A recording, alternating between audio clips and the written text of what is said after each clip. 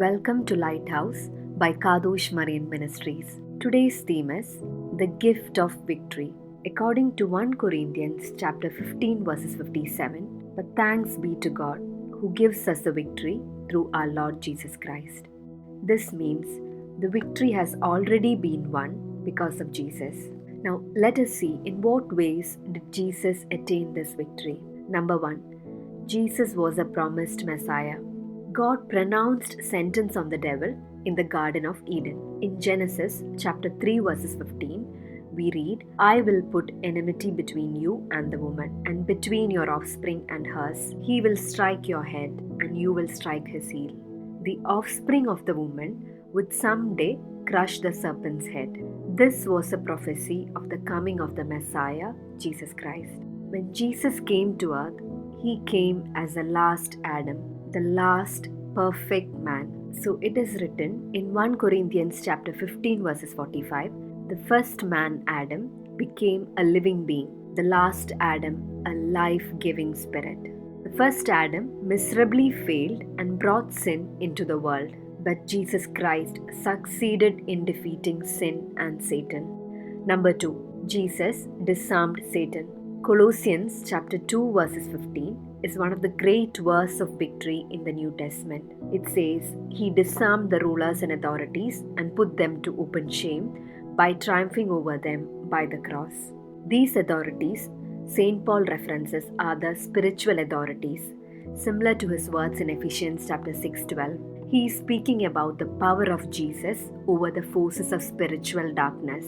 Here, St. Paul is talking about Christ's victorious work on the cross. In the previous verse, St. Paul speaks about the legal debt sinners were under. Jesus Christ has now set this aside by nailing it to the cross. St. Paul refers to the forgiveness offered by God using two important themes. The first was the legal aspect, where the debt and punishment are cancelled. The second is the restoration of the relationship we have with God. In other words, God not only forgives our sins and gives us a restored relationship, He completely destroys and rejects the sin. And because of this, no one can condemn us.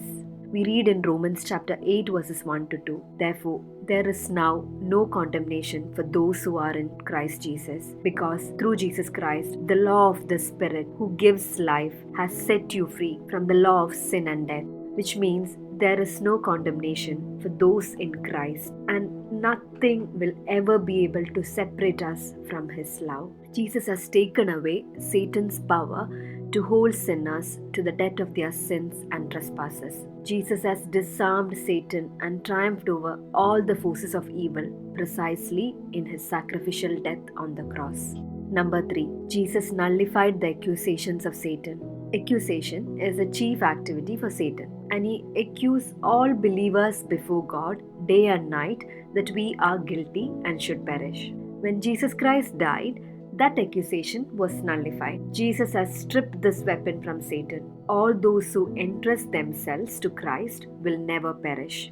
Number 4. Jesus destroyed the works of the devil. Lord Jesus Christ came into the world to destroy the works of the devil. Bible says, for this purpose the Son of God was manifested, that He might destroy the works of the devil, as we see in 1 John chapter 3 verses 8. The cross is the place where Christ redeemed men from the power of Satan. Satan held men captive because of sin. But on the cross, Lord Jesus Christ paid for our sins. He ended all of Satan's rights over us. Men can now choose who they will serve. Those who choose Jesus Christ as their Lord are delivered from the power of Satan. Word of God says, Give thanks unto the Father, who has delivered us from the power of darkness and brought us into the kingdom of His dear Son, as we read in Colossians chapter 1 verses 12 to 13. Number 5. Jesus overcame death. In 1 Corinthians chapter 15 verses 26, we read, The last enemy to be defeated is death. Jesus defeated death.